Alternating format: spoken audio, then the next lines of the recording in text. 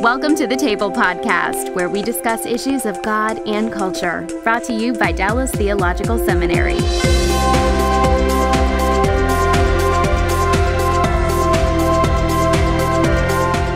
Welcome to the table. We discuss issues of God and culture. I'm Darrell Bock, Executive Director for the Hendricks Center at Dallas Theological Seminary, and I am surrounded by a significant part of my Hendricks Center team. We are in the middle of a series on difficult conversations. And we have had one piece where we've talked about difficult conversations in general, but now we're going to try and apply that conversation to a particularly problematic area, not just in communities, but in our society at large. And that has to do with issues tied to race and ethnicity. And we've been involved in a really 3-year plus process of trying to help our own community think through issues of diversity. And that story has a beginning and a middle.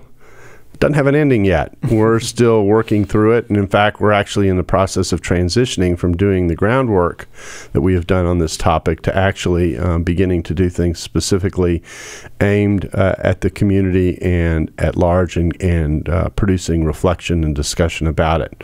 So I've brought our staff in at the Hendricks Center to discuss this, and so to my immediate left, it's probably your right as you face the screen, is Kymberli Cook.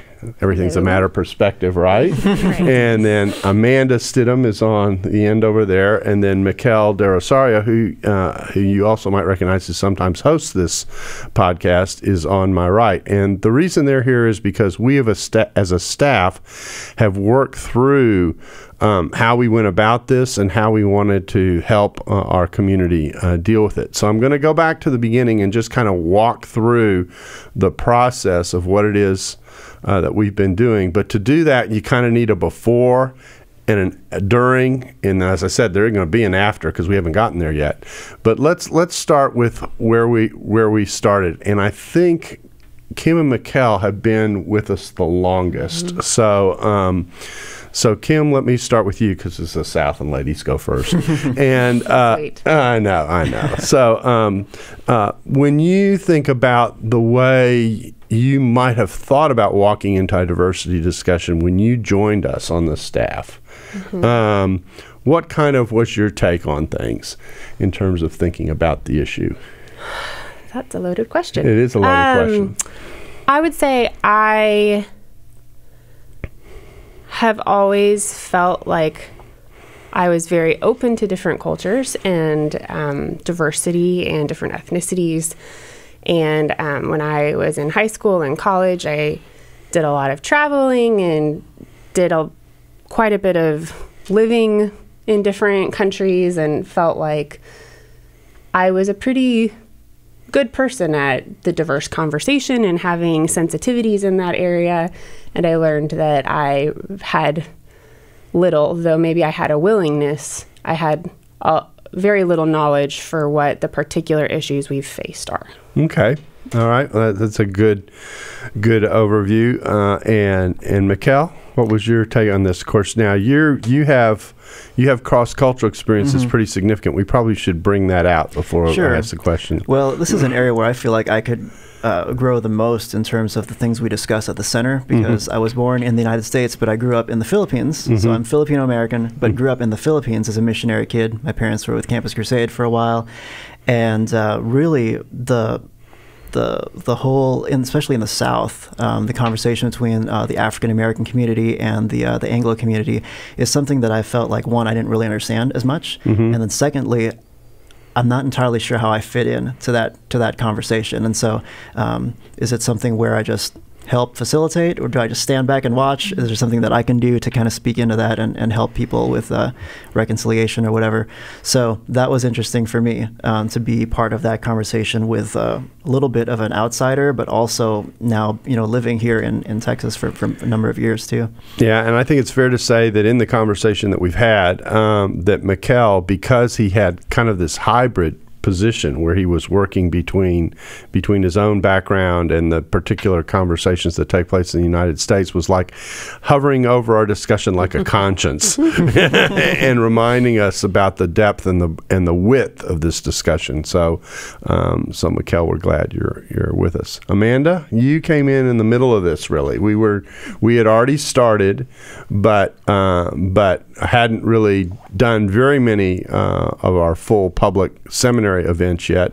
So how did you walk into this conversation? Well, honestly, my answer is not the most positive. Full disclosure, I thought this conversation was something that had already been resolved. So I was very naive, naive. I thought this was a conversation for the 1960s. I thought that there wasn't much to discuss. I was completely wrong, mind you, but that's kind of how I came into it when we started talking about the readings we were going to do and some of the things that we were going to talk about. I was a little bit shocked and excited, but also kind of confused as to why we needed to, because again, I was naive to the fact that we needed to have this discussion. Now I'm going to explain to everybody kind of why we're starting here. This podcast is about our internal corporate experience as we went through this. And so as a staff and as we were preparing to help other people go through the same space. And so this group is intentionally put together to talk about what we learned as we were going through this process, because not only were we doing events for the campus, but we also were in the process of developing a reading list for the campus that took much of one summer to prepare and then a whole another year to walk through. So we're going to be telling you that story as we move through. And so the makeup of the group is what it is because it's the team that went through this process, and that's why we're structured the way we are. And you will see how we attempted to adjust with the nature of the makeup of this group to have this conversation by some of the things that we do. So let me start where we started. The first set of events that we did two privilege walks. We did one of them in Lamb Auditorium, which when you put hundreds of people in a short space, put a line down the middle and ask them to separate on the basis of questions, it was pretty crowded. It doesn't really work. So some of what we're going to be sharing is, what we did that worked and what we did that didn't. I mean, it sort of worked, but then there were two things that happened with that event that are of interest. One was we posted the fact that we were having this event online, and then we did a subsequent one outside in what is our quad, where we had a lot more space and we had people stretched out. We even filmed that one and posted a little 90-second film of what was going on. And what was interesting was the difference of reaction inside our community versus the mere posting of the fact that we were having a privilege walk on the other. Let me explain what a privilege walk is. A privilege walk is a walk in which you ask a series of questions that's designed to chronicle the different kinds of experiences that people have, and in some cases the inherent advantage that they have depending on where they are in society. And so it's a series of questions like, how many of you grew up in a two-parent home? How many of you grew up in a certain part of the city? How many of you have had a certain kind of experience, like being pulled over for being in a neighborhood or something like that? It's a series of those kinds of questions. And if you respond positively, if the response is a positive response in terms of the question, you step forward. And if it's a negative response in terms of the question, not yes or no, but whether, if it's a negative experience, you step back. And so everyone lines up on the same line, and hopefully after you've asked about 15, 20 questions, you see this spread. And so there were two things that happened when we did this. One was we recognized as we were asking the questions the first go-around that because we were dealing with predominantly graduate students, we were already in a privileged conversation to some degree. People who have the means to get a college education, then go on to graduate school, are already on a certain scale. So that skewed our results, I think would be fair to say. Then the second thing that we got was a very positive reaction internally to what it is we were doing and how people thought this was a very good exercise and they were glad we did it, that kind of thing. But then there was the reaction. And when we posted this on Facebook, which maybe the lesson is don't post anything on Facebook, but when we posted Always this, the lesson. we started to get pushback. Things like, well, it's clear Dallas Seminary's gone liberal because they're having a privilege walk. Of course, what they didn't know is that we had framed the entire discussion by having a little devotional before we did it on the parable of the Good Samaritan, which is Jesus' call to love your neighbor. And so, I guess if that represents liberal ideology, then maybe we're guilty. But I think, Jesus is kind of showing us the way in terms of being sensitive to people that we're talking about. We also have the theological roots of the church is designed to be a place where reconciliation is evident, where you bring Jews and Gentiles together. Ephesians 2:11-22 as a classic example, coming right off the classic text of salvation is by grace, through faith, not of works, lest anyone should boast. And we are his workmanship, created in Christ Jesus for good works. And the first good work that's listed in the latter part of that chapter is the work of reconciliation that takes place in the church. So I'm thinking this is pretty significant to pursue this. So that's the theological basis for what we did, but we got the reaction that we did, and it produced a little bit of a stir. We also began to get a little bit of stirring, even though the response on campus was generally positive, a little bit of stirring on the campus. And as Amanda has already said, some of it was, well, haven't we had this conversation? So my question for you, that's a long setup, but my question for you all is, when we initially started to pursue this as a discussion internally and to think about it, what was your reaction to the fact that we were going to step into this discussion and have it? And I'll start with Mikel, since I've already labeled him as the conscience. So go ahead, Mikel. Well, when we were going to move into this area one, as I've mentioned already, this is one area where I feel like I could grow the most, because just not having grown up in the United States, really when I went to college in Southern California was the first time that, as an adult that I moved to the United States. And the conversation in Southern California is very different than what we have in the South here, where there's lots of Hispanics, there's lots of Asians, and it's, unless you're in certain pockets, you don't have a white majority in a lot of places. Yeah, you're talking about in California? Yes. Okay. Yeah. But here I feel like there's a regional discussion that happens, and so that was interesting to me. So are you saying that the black-white discussion in particular is a little more intense here because you don't have quite the mix, or you feel there's the feeling you don't have quite the mix, or is it because of the history, or were you still trying to get your hands around all of that? Possibly because of the history and the region, the area. I mean, when we were doing ministry in Southern California with Vietnamese refugees and Hispanics, I mean, the Hispanic and the Vietnamese, Asian gang, kind of, those were the concerns, were like gang warfare between, Asian gangs and Hispanic gangs. And so there wasn't as much of a black-white conversation in where Orange County, where we were at least the ministry that we were doing. And so walking into this for me was something kind of new.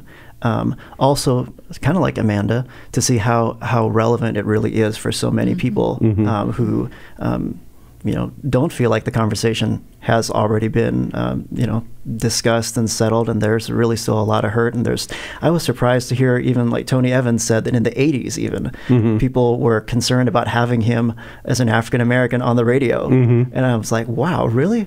And so that was really eye-opening for me. So we probably should go through and disclose the regions that we grew up in, because that might help people as well. So you're in California, right? Southern California, or SoCal, as you like to call it. Yeah, I didn't hear that phrase until I heard it from your mouth. So anyway, but I feel like an original now, because now when I go down there, I hear all those people saying SoCal. So thank you for introducing me to how to do my lingo right when I'm in LA. And you grew up in the Midwest. I grew up in Kansas. In Kansas, McPherson, Kansas. McPherson, Kansas. How population? I don't know. You don't know? No guess. I mean, maybe 30,000. Maybe 30. But I actually grew up. This is a true Kansan. I grew up in a little unincorporated town outside of that, that You were in a said, suburb of McPherson. Yeah, it was 101 friendly people is what the sign said. 101 friendly people. But I don't think that it. I don't Do they think- not count the unfriendlies? Well, I don't know. But I don't think that it actually is 101 people. I think that was really optimistic. From a little tiny town. They're taking into outside of a account small church town. growth or something, right? That's great. Okay, so you're Midwest. Midwest. Yeah. Very, very Anglo. Okay. Very. Okay. And Amanda? I grew up in a racially diverse area in Memphis, Tennessee. Okay. It's about 2 million people in the metropolis, but I think the majority is African American, around 65%. Mm-hmm. And your school experience, was it racially mixed, or? It was. At the time, I didn't understand what that meant. I went to a private school, and we did have a lot of African Americans that attended the school. I didn't understand that they were privileged more so than any other African American person. Now looking back, I can see that they did have privilege, but I didn't know how to call that or what to call that when I was that age. Now, how much, because it sounds like you may have had the most mixed experience growing. I grew up in Texas, but I went to a private school that was not very desegregated. So I was in the 60s conversation. That was all going on when I was growing up. How mixed were the communities that functioned in your school, or did people pretty much keep to themselves and to their own ethnicities? So I grew up in a suburb called Bartlett outside of Memphis, and it was not very mixed at all. It was not very diverse. But again, at the time, since I was naive to this conversation and the fact that we needed to have it, I didn't know that it wasn't mixed. I just assumed that the people I went to school with were the same as me. I didn't really spend a lot of time in East Memphis or West Memphis, for that matter, where they did have poor communities or communities with a lot of racial ethnicities and things of that nature. Okay.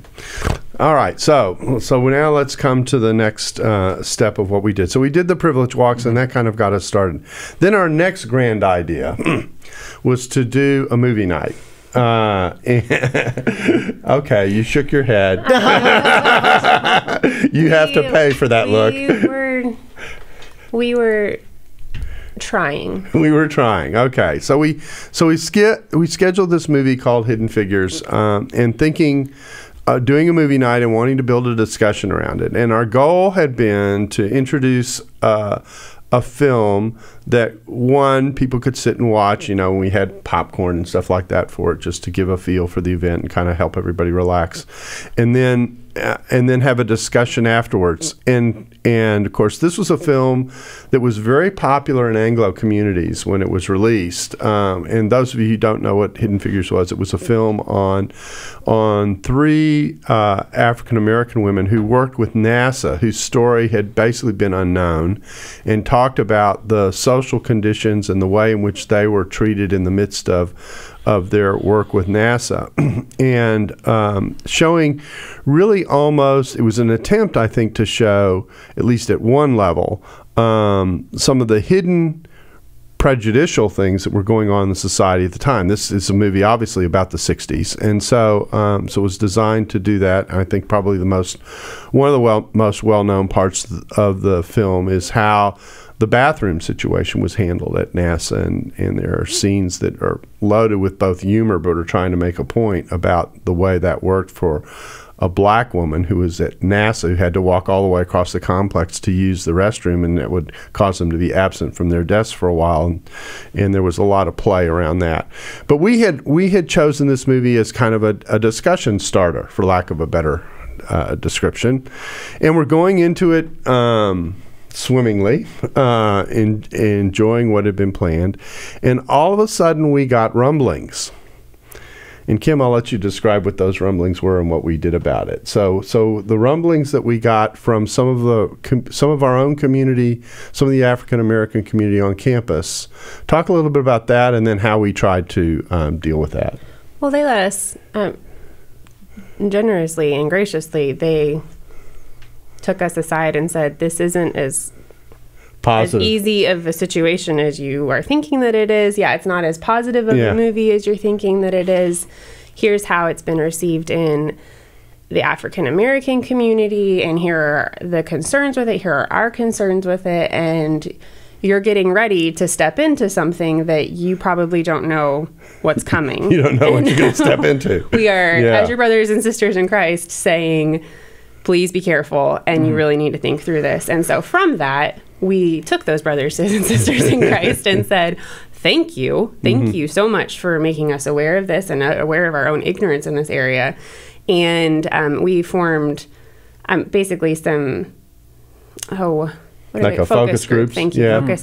Good focus. Yeah. We formed some focus groups with those individuals and some others on the campus to help other diverse voices on the campus to help us, because we are a predominantly Anglo staff, to help us think through some things where we could recognize that we might be ignorant to conversations that we should not be ignorant of if we're trying to engage this discussion. Exactly. And so we put this together. So we actually had pre-meetings. There was actually discussion about whether even to show the film or not, whether it would be wise to do so, et cetera. But because we're stubborn, we pressed ahead and decided to do it, and talked about how to set it up. And we learned something that's very core about difficult conversations.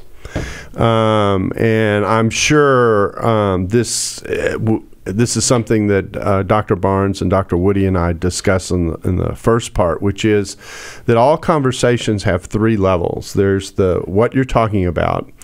There's the level of the filter that you take that through, and then there is the way in which your identity is impacted by that conversation. And most people, when they have their conversations, are only thinking about the top layer. They're reacting on the basis of the other two, but they're only thinking about the top layer. And so, and actually, when I speak about this nationally to audiences, the only thing I have to do to illustrate that second layer is to go, let me give you two phrases, okay? CNN and Fox News. And the moment I do that, people immediately get, there are filters through which this top layer is going through. And so the result of what you get when you take stuff through the filters ends up looking very differently. In fact, my joke when I do this is I say, and sometimes you wonder if they're living on the same planet, even though they're looking at the same thing. And so this is a very natural thing. And we were trying to probe what produces those filters? Well, one of the things that produces those filters, obviously, is a different kind of experience. They've had a different kind of experience that has, in some way, shaped the way they see what's going on. And these focus groups allowed us, I think, to begin to probe why is it you can look at the same set of phenomena and see very different things. So I would say the focus groups were pretty helpful to us. Amanda, you came in kind of in the middle of this process rather than from the very beginning, but you've sat in on some of these focus group discussions. Tell me what your experience was in working through those. So the first focus group I sat in on, again, I was coming into it with the naivete of being unaware that this was a conversation that needed to be had. So once I kind of got on board and started to trust those I was hearing that, yes, you do need to be engaged in this conversation, I started to feel a visceral reaction within myself of distaste for this conversation, as if I were feeling guilty for something. And this was new.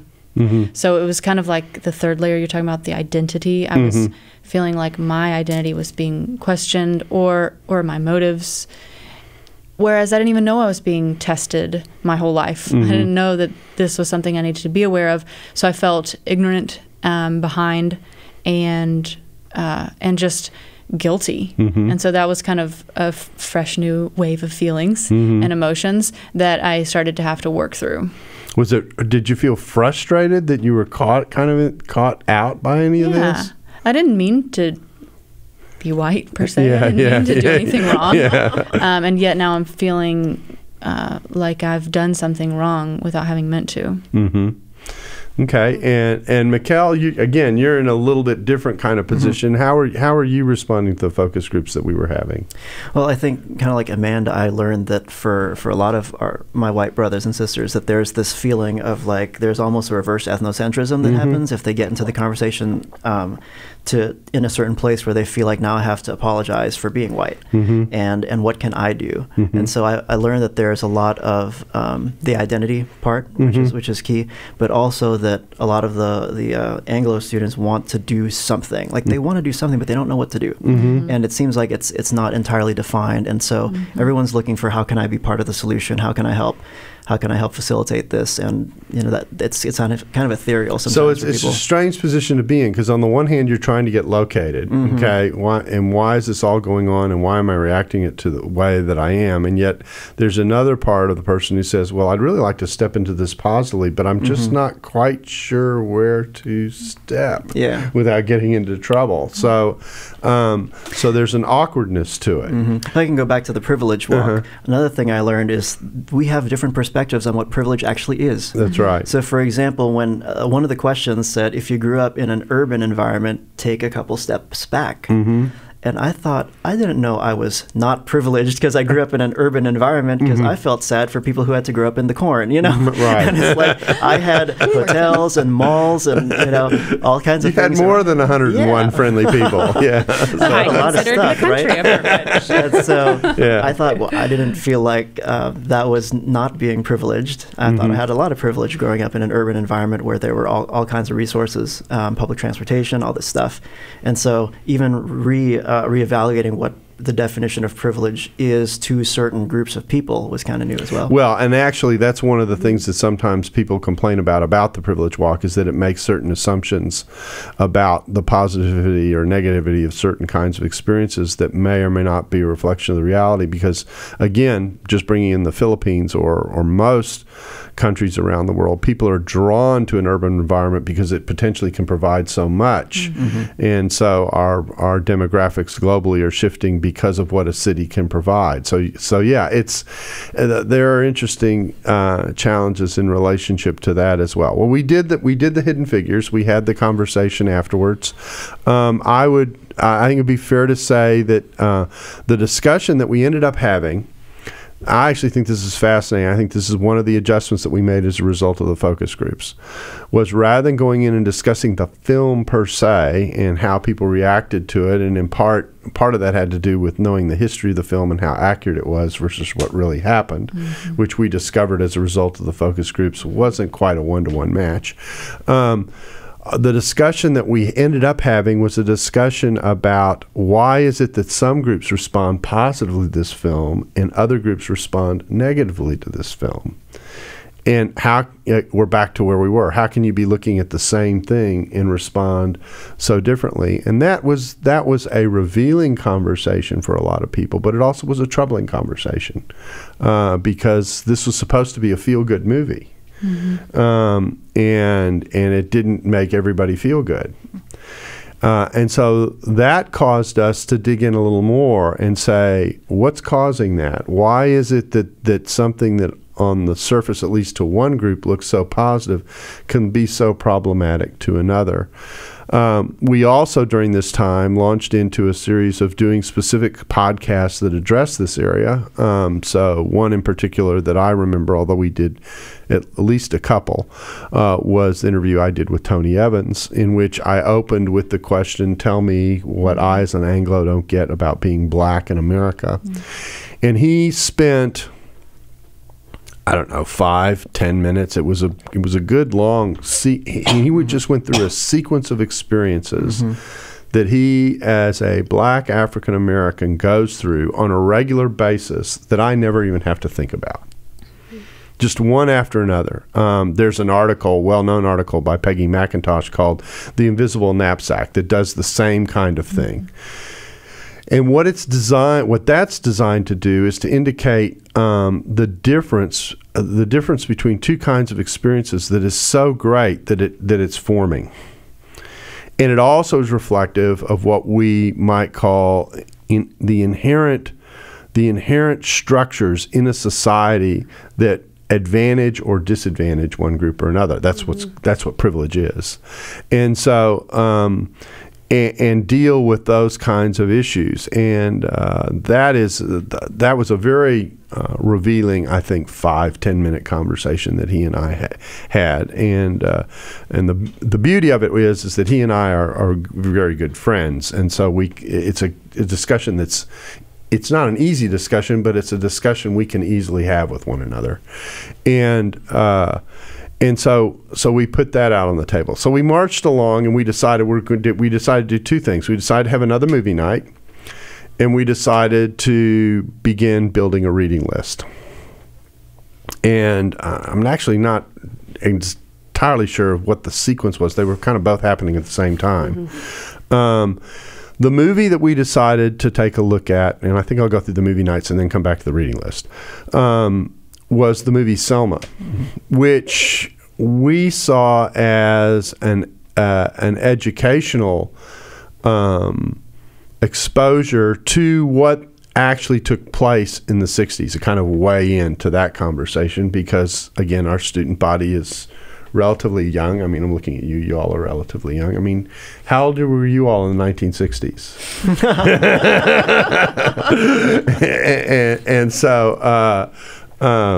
And so we decided that would be a good movie in. And again, we got our focus group said, now, wait a minute. You don't realize how difficult this discussion is for some people.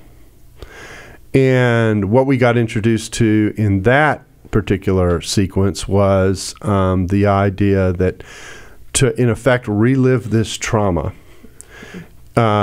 is a completely different experience for an African American than it is for an Anglo. And you can already see we've been talking now almost a half hour. You can already see how focused we were, particularly on the black-white discussion and what it was that we were doing, which we're going to be coming back to in a second. So we did this movie, and it kind of opened up all the difficult conversation that one has when one deals with race, and it was such a success we've decided not to do another movie night. So we've learned from the option. Yeah, that's right. So tell again, Kymb, walk us through kind of what that reaction was and kind of where that left us. I mean, I feel like the reaction from that particular event was, I'm trying to think.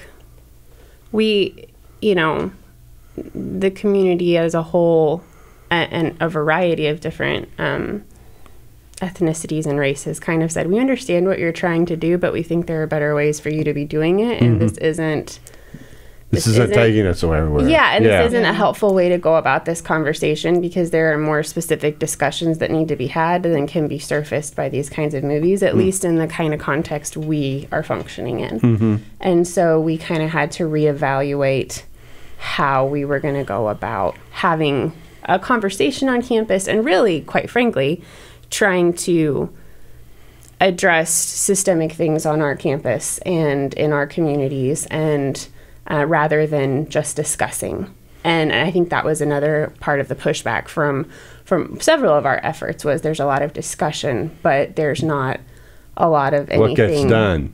Following it up, and the re-traumatization of just having to consistently talk about this and hash through it, and it's not fair to have to keep doing this when there's really no change happening.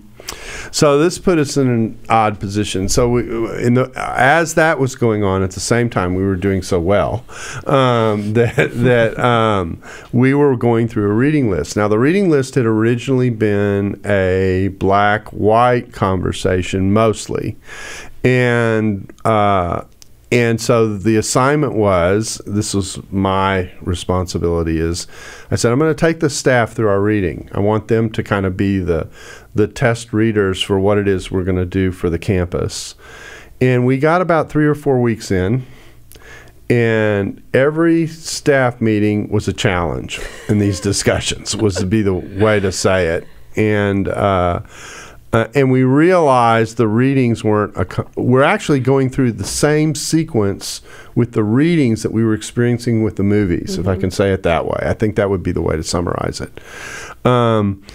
And so we realized we needed to kind of recalibrate what we were doing because it wasn't going very well. There was a lot of contention, all the feelings that Amanda described earlier, the frustration, the lack of understanding, the lack of connection, et cetera. That was all surfacing. It was surfacing across the board. And so we weren't getting anywhere.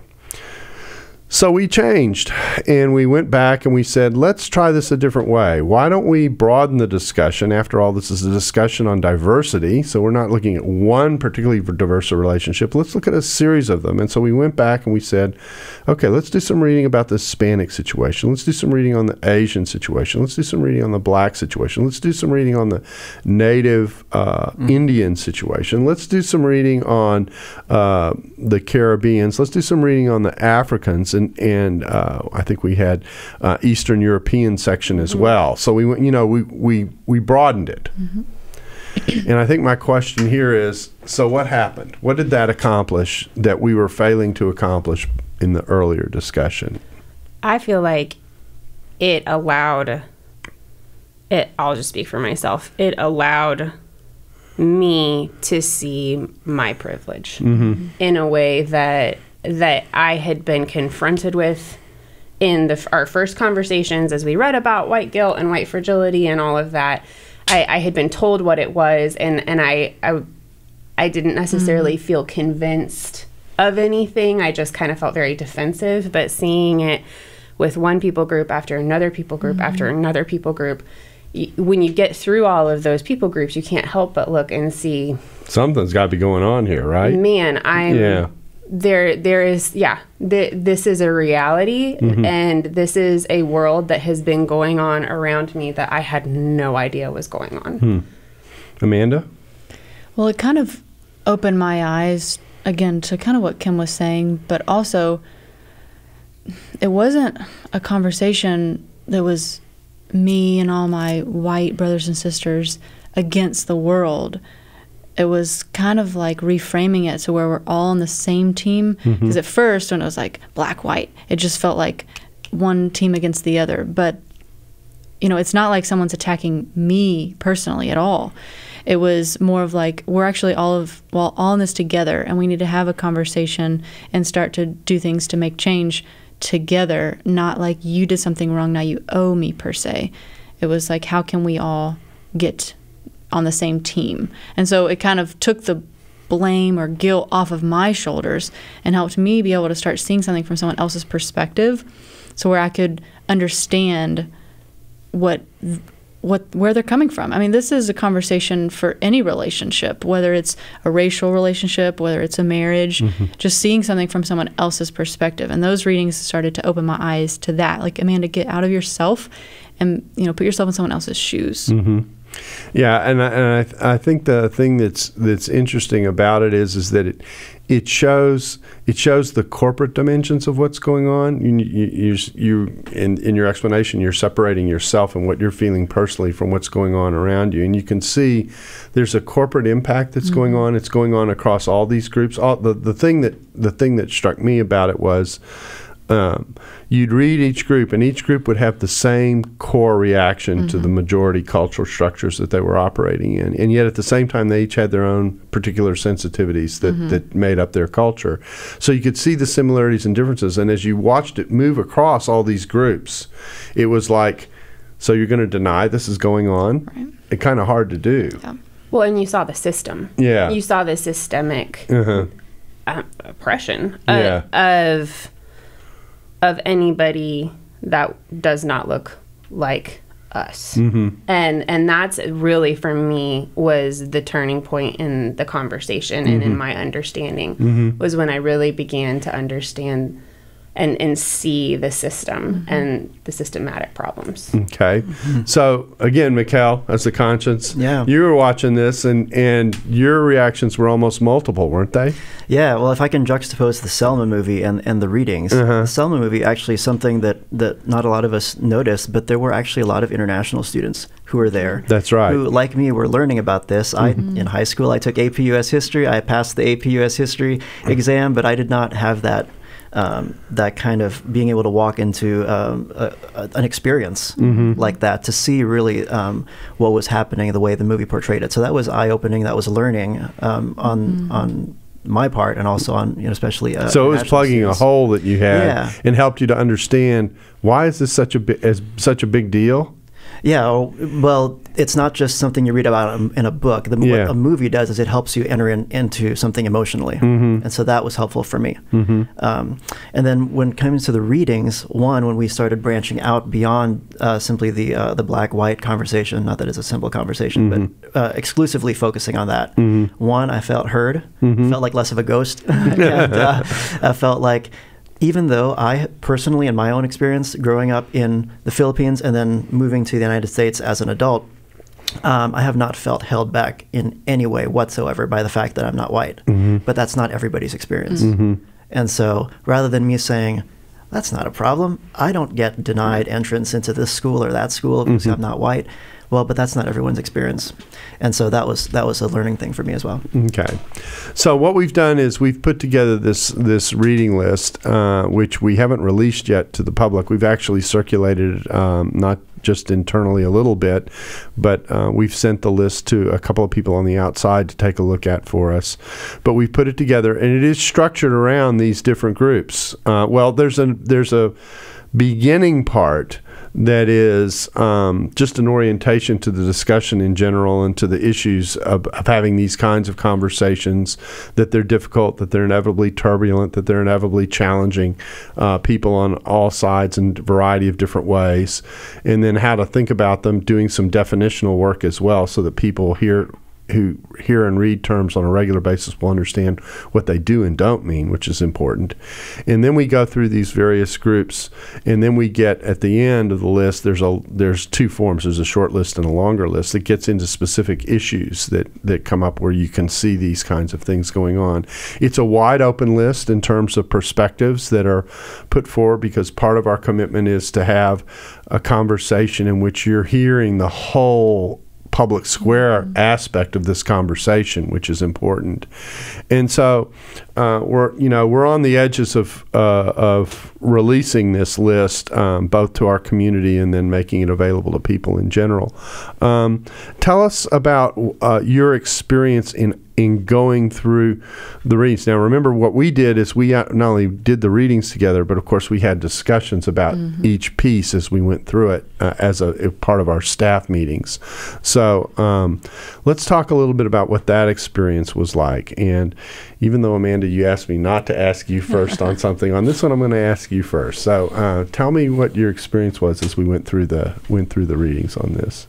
Well, the reading list was very helpful that it started with, as you say, how to have a difficult conversation. So you wrote a piece about the 3 levels, and that was very eye-opening, because if you're not privy to it, then you assume that you understand and see things the same as everybody else, when really you're being influenced by your lens and your identity. So just having that piece as one of the preliminary pieces we read was very helpful. We also read one that was called, I think, Difficult Conversations, where someone is actually writing out almost as a script. Say it's a play or something, whereas someone will say something, it was written out, and then on the other side of the sheet it was what that person interpreted. And I'll tell you, that helped me extremely just within marriage, of knowing that 90% of what I say, or I made that percentage up, but a lot of the percentage of what I say, it is my job to make sure that I am interpreted correctly. And so that kind of opened my eyes to that, hey, maybe everything you say or everything that is said in society is not interpreted the same way as the way you take it. So that was helpful at the beginning. As we went through the readings, at first I was still a little naive, and I hadn't had my eyes fully opened, if you will. And I started to feel guilty, but also frustrated, and also feeling as if well, this isn't still a problem. Why are we even doing this? I already have a lot of reading for school. Why am I reading all this stuff? This isn't still going on. Because both the movies we watched were set in the 1960s. And so I'm like, this is a conversation for, all the people from the 1960s, not necessarily for my generation. And as we went through, like Kymb said, these repetitive problems that we read week after week, you cannot deny it. Mm-hmm. And so at first I felt... And these are more recent pieces, too. Exactly. Yeah. That was the thing. They were from just a year ago or 2 years ago. Yeah. And so I was just unable to deny that this is a problem that needs to be addressed. And you need to have your eyes open to it, Amanda. And so it took, honestly, the Holy Spirit within me to humble me to... Hey, Amanda, this is not something that someone is personally attacking you, and this is a problem. You need to have a softened heart to see things from other people's perspective. Okay. What stood out to me, besides, like I said, the systemic, and when I talk about that, I particularly began to identify as I saw some things that I have faced as a woman in maybe more conservative Christianity, but even in our wider society, things that I've experienced and that really was kind of when the light turned on as to what systemic problems even look like, and thinking, oh my goodness, that's good. I know how that feels. I know how it feels to, have education and training and seniority, and I don't have certain things open to me, and so that and particularly reading Martin Luther King Jr., I had never read much of him, and so that experience was incredibly meaningful, and reading what he wrote in the 60s and seeing that it was still incredibly relevant today was really eye-opening. And Mikel? Yeah, I think for me the difficult conversations piece at the beginning was so helpful to frame every single area of this discussion, because it goes beyond even just talking about multiculturalism and diversity. It goes even when you're talking about world religions or defending the faith or anything about what you believe, is to not think, well, who's right and who's wrong in this situation right away, but to put yourself in somebody else's shoes and be able to have that conversation in a way that isn't combative, in a way that's more coming alongside the other person and exploring together rather than having an us versus them. Yeah, the key part of that conversation is to say that before you actually go into assessment and figure out what's right and wrong about it or what needs to be fixed or however you're going to pursue that conversation, you got to be sure you're understanding each other and where each of you are coming from. I sometimes call it getting a spiritual GPS on somebody. And so, and that takes a good deal of listening and what I call muting your assessment meter. It isn't that you turn it off, but that you mute it, that you aren't responding to someone by thinking, how am I going to respond, react, or rebut what's being said? But your first instinct is to say, can I understand what this person is saying to me first and why they're saying it? And then working from that space out. So so that's an important part of the discussion. Okay, now I'm going to ask a couple of difficult questions. So there was, I'm hearing there are undulations of guilt or distancing or something going on initially. It's clear you've worked through that to some degree in terms of processing it and understanding it. How did you work through? How did you the way these discussions work is you hit a barrier, and usually it's this reaction, and that becomes, I'm going to use a old evangelistic phrase, the hour of decision. I'm using it in a new way. And so now you've got to decide, am I going to step back and withdraw? Am I simply going to react, or am I going to push through? So talk a little bit about that process for each one of you. What was that like? And of course, Mikel's, yours is kind of a mixture, because you've got the understanding of a kind of minority experience on the one hand, and yet you're watching this go on the other. So so how did you process through that? Yeah, I'm also married to a white woman, so I have my foot in that community as well. Where my family is white, and so I understand where some of the guilt comes from. I personally didn't struggle with any guilt going through these, but that's just because none of these, I don't think many authors had people like me in mind when they were writing. Yeah, you were the ghost, as you like to say. Yeah. But the idea of loving people well is what should make us trudge through what might be difficult, what might be uncomfortable, because in the end, I think we really need to see people as people, and not whether it's world religions, whether it's a particular race, instead of seeing someone as a Muslim or seeing someone as an Asian person, whatever, that you see that person as a person. And in the same way that we're not going to stereotype what a Muslim believes, a particular Buddhist believes, we shouldn't stereotype the experience of somebody else from a certain ethnicity, but really to be that listening ear, to understand where they're coming from, what their experience is, and then to stay the course with them out of love, because that's what Christ has called us to do. Okay, Kymb? Well, my moment was in Dr. Bock's office when I was upset, and he was talking me through this. And you were highlighting, you come to this point where it's uncomfortable and difficult, and you don't really want to keep going. And it is a privilege for a white person to even have the option to turn back, whereas most other races and ethnicities don't have that option because they live in the majority culture world. That's right. So in and of itself, I'm standing in a privileged position where I can choose to engage, and Dr. Bock challenged me that the Christ-like thing is to push through and to enter into discomfort and on behalf of another person and on behalf of their well-being and loving them. And so from that, it really was, okay, well, that makes a lot of sense. And so you put your head down and went through the wall. I did my best. and I'm still working on it. Right. I feel like none of us are in a place where we feel like, oh, we've got this. We totally understand. Right, and that would be incredibly arrogant and wrong to be saying. But I think that was really one of the points where I thought, okay, I understand maybe even more of a theological reason why I'm doing this and how to go about it. And the first step, at least for me, is pushing through the discomfort and being willing to engage something that I have the privilege to walk away from, sort of. But that other people don't even have that opportunity. And I need to do this for them and loving them. And that's how we all become one anyway. Amanda? I would say I looked at it through the lens of my giftedness and knowing that I never want to back down from a challenge. And so I did see it as a challenge, but I knew that I couldn't just walk away because it was something that had to be pushed through, like you said. But the turning point was, I don't remember which staff meeting, but you repeated yourself a couple times that, again, like I said earlier, this is not a conversation where someone is attacking you personally. This is a corporate discussion. And that kind of took the load off my shoulders personally and helped me to realize that, okay, you're actually looking at this as a team, and I'm a huge participator, extreme extrovert. And so it became like me with my team against this problem, not someone or a problem against me. And so it kind of lifted the load, if you will. And also you're leading by example of pushing through and not, throwing in the towel when it did get uncomfortable. It helped me to open my eyes. Well, if a person who did grow up in the 60s or, was alive in the 60s can push through this, how much more can I do as well?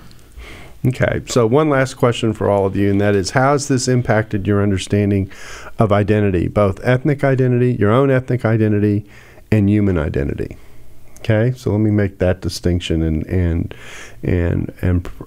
press through, and I'll go in the same order. Mikel, how's this? How we're still in the middle of the discussion. We haven't landed. That's all clear. But kind of where do you see where we are now as we're in the midst of this? In terms of identity, for me, it's solidified in my mind how strongly certain people hold to ethnicity as part of their identity. Now, for me personally, that's not something I hold very, very strongly. I'm cognizant that that's a part of who I am, but I hold much more strongly to other things about me, like being a Christian, for example. Whereas for other people, it's a lot higher on their values list than for me. And so just an awareness of that. Also an awareness of whenever somebody looks at you, before you even open your mouth about the gospel or anything else, they've already formed some kind of an idea about who you are and what you believe. And especially if you're from different ethnicities, there may be a an unspoken kind of communication thing that's already going on there, that you need to understand, a pre-understanding that you need to know where they're coming from so that you can engage better. Kymb? I mean, it just opened my eyes to the sheltered Kansas world that I grew up in and was functioning from, and it's been interesting ever since we've gone through a lot of these discussions. My husband and I like to watch old shows. I mean, like from 2000 kind of thing. So those are old. They're not old. Not currently, not necessarily dealing with current issues kind of thing. And I've been shocked at how many movies and shows and episodes that I've seen dealing with racism and that kind of thing that I had never even seen. And I never heard the message that they were even trying to get it across, in the 90s or in the 2000s. And it just showed how I just had my blinders on and I didn't understand a large part of the world's experience. Amanda?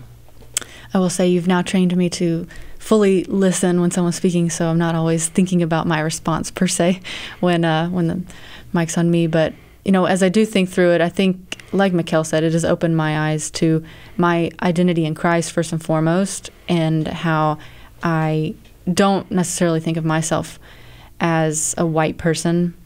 Not to say that's good or bad, it's just what it is. But I do think of my identity as a believer more often now, because that's what connects me to people of a different race. Does that make sense?